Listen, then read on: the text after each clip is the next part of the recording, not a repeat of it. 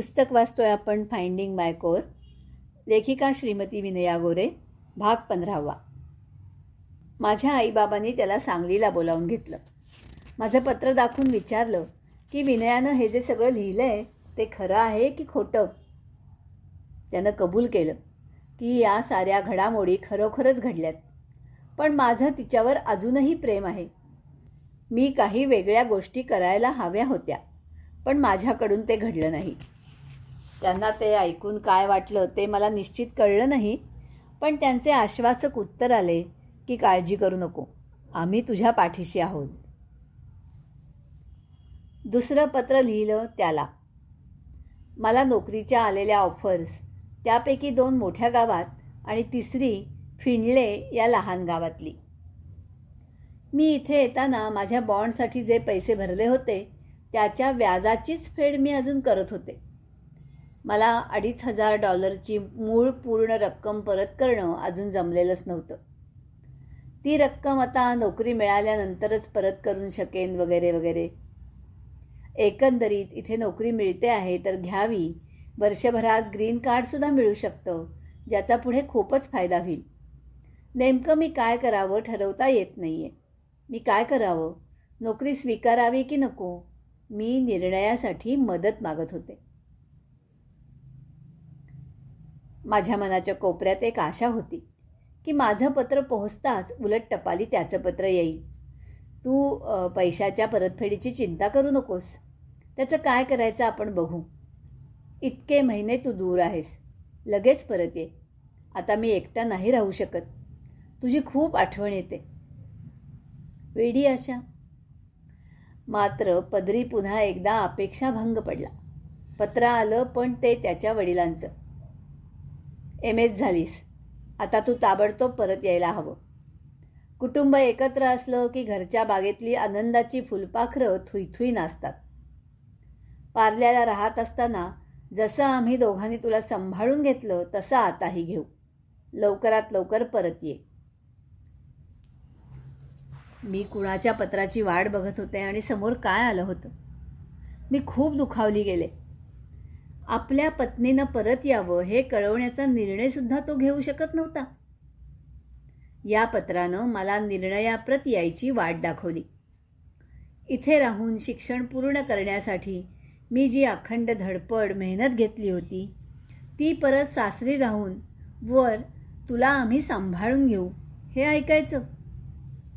पुन्हा सासरी राहायचं या कल्पनेनंच माझ्या जीवाचा थरकाप झाला. त्याचं मत काय आहे? माझा निर्णय झाला. हातात आलेली नोकरी स्वीकारून पुढे जायचं. आता मागे फिरायचा विचारही करायचा नाही. आईबाबांना आणि त्याला कळवलं, मी RCAमध्ये नोकरी स्वीकारते आहे.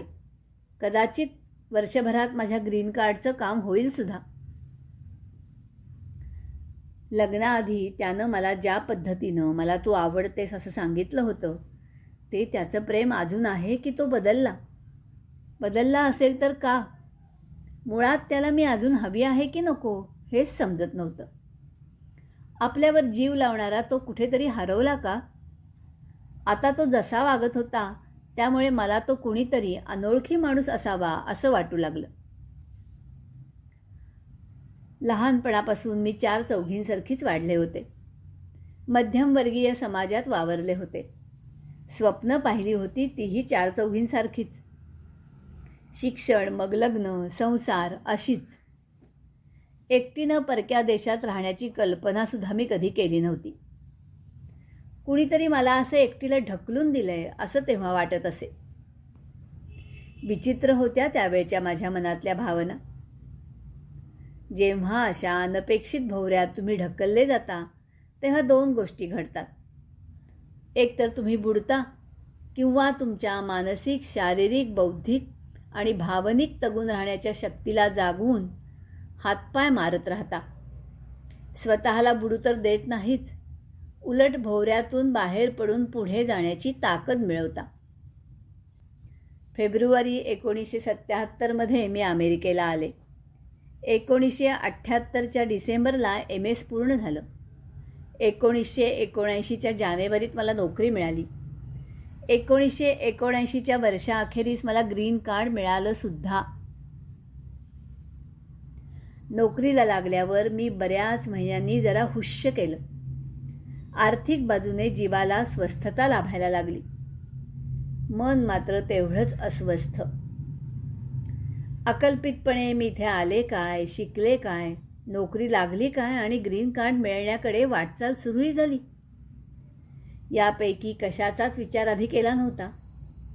विचार केला होता तो लग्न, जोडीदार, संसार या पातळीवर. मात्र त्या बाजूला सगळं अस्थिर वाटत होतं. त्याचा भरवसा वाटत नव्हता. साधारणपणे जून-जुलै 1979मध्ये मी भारतात येण्याआधी त्याला एक मोठ्ठच्या मोठं 20-22 पानी पत्र लिहिलं. मी माझ्या भावना, आशा, आकांक्षा आणि आम्हा दोघांच्या नजीकच्या भविष्याबद्दल उघडपणे लिहिलं. माझ्या अस्तित्वाच्या दृष्टीने कोणत्या गोष्टी महत्त्वाच्या आहेत आणि त्या तशा का आहेत हे स्पष्ट करणं मला गरजेचं वाटलं.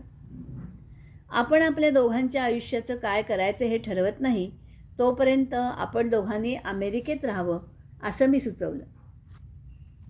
आपण भारतात राहतो का अमेरिकेत हे मला महत्त्वाचं वाटत नाही, पण तो निर्णय फक्त आपल्या दोघांचा असायला हवा आणि आपल्या दोघांच्या आईवडिलांचा त्यावर प्रभाव नको किंवा ढवळाढवळही नको. या पत्रानं दोन्ही घरात वादळ उठलं. माझ्या आईबाबांनी ते पत्र बापू मामाला दाखवलं. मी भारतात आले. मामाला भेटले. तो आईबाबांना म्हणाला, विनया म्हणतीये ते पटतंय मला. तिनं घाईघाईत निर्णय घेतलेला नाही.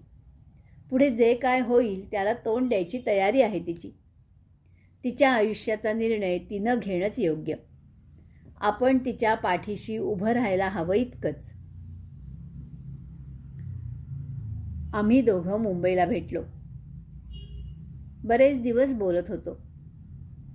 त्याच्या घरच्यांना अपेक्षित असलेली केवळ गृहकृत्य दक्ष गृहिणी होणं मला जमलं नसतं आणि माझ्या स्वतंत्र वृत्तीचा भार त्यांना पेलवला नसता. मी तडजोडीला तयार होते, पण माझं अस्तित्व पणाला लावणं मला पटणारं नव्हतं. मला पती, संसार हवा होता, पण माझ्या स्वातंत्र्याची आहुती देऊन ते कौटुंबिक सुख मला कितपत मानवलं असतं याची शंका वाटत होती. पारंपरिक चालीरीती, दांभिकता याची मला लहानपणापासून चीड. त्यापेक्षा समोरासमोर चर्चा करून मतभेद मिटवून पुढे जाण्याकडे माझा कल. तरी त्यांच्याकडे याच्या उलट वातावरण. मोठ्यांनी सांगायचं आणि लहानांनी तसं वागायचं हीच शिकवण. एकत्र राहत असताना आमचे यावर बऱ्याचदा खटके उडालेले होते. दोघांची जडणघडणच वेगळी होती. एकत्र राहून सुखापेक्षा दुःखच वाट्याला अधिक आलं असतं. शेवटी आम्ही घटस्फोट घ्यायच्या निर्णयाप्रत आलो. कायदेशीर प्रक्रिया होऊन 1980ला घटस्फोट मिळाला. आयुष्यातली 8 वर्ष मी लग्नबंधनात होते. त्याचं नाव माझ्या नावापुढे लावत होते. माझी BEची MS पदवीही त्या नावानं मिळवली.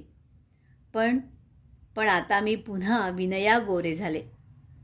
जेमतेम 2-2.5 वर्ष आम्ही सोबत होतो.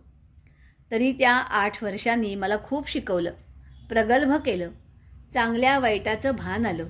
माणसं वाचता ओळखता आली. पूर्वी माहीत नसलेल्या गोष्टी शिकले. माझ्यातल्या बलस्थानांची जाणीव झाली, जी मला पुढच्या आयुष्यात खूप उपयोगी ठरली. एकटी राहिल्यामुळे कुठल्याही प्रसंगात तरुण जाऊ शकते हा आत्मविश्वास आला. आज त्या घटनेकडे मागे वळून बघताना मला तो निर्णय चुकला असं वाटत नाही. माझ्या आयुष्यातली ती अपरिहार्य घटना अशा नजरेने मी त्याकडे बघते. हे होतं 1980 साल. पुन्हा एकदा मी एकटी. गेली 1.5 वर्ष किंवा त्याआधी जर्मनीत एकटी असताना दूर असला तरी तो कुठेतरी आहे त्याच्याशी मी बांधलेली असल्याची भावना होती. आता ते नातं तुटलेलं. काळजात एक दुखरी जखम घेतलेली मी आता हा घाव कधीच भरणार नाही अशा मनस्थितीत. शत्रूच्या वाट्याला सुद्धा हे असे एकटेपण येऊ नये.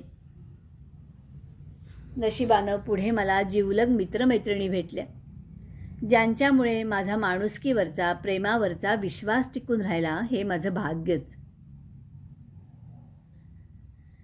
आई बाबा पाठीशी होते, त्यांच्या पाठीशी त्यांची भावंडं होती. इथे मात्र मी अक्षरशः एकटी. आयुष्यात पुढे काय करायचं हे प्रश्नचिन्ह घेऊन उभी. 1977 मध्ये मी इथं आले तेव्हा मला जाणीव होती की पुढची काही वर्ष मेहनतीची, कष्टाची असतील. तशी ती होतीच. पण सोबतचं अपेक्षाभंगाचं दुःख, त्यातून आलेली एकटेपणाची भावना अनपेक्षित होती. अखेर मी विभक्त होण्याच्या निर्णयाला येऊन पोहोचले. कधी काही निर्णय आपल्यावर येऊन आदळतात. दुसऱ्यानं घेतलेल्या निर्णयाचं आपल्याला शिकार व्हावं लागतं. कधी आपण डोळसपणे अप्रिय असले तरी पुढे योग्य वाटतील असे निर्णय घेतो. आत्ताचा माझा निर्णय मला तसा वाटत होता. त्यावेळेस मला पतीचा सहवास, प्रेम हे सर्व हवं होतं. पण पुढे एकत्र राहताना ते तसं आकर्षण राहणार नाही.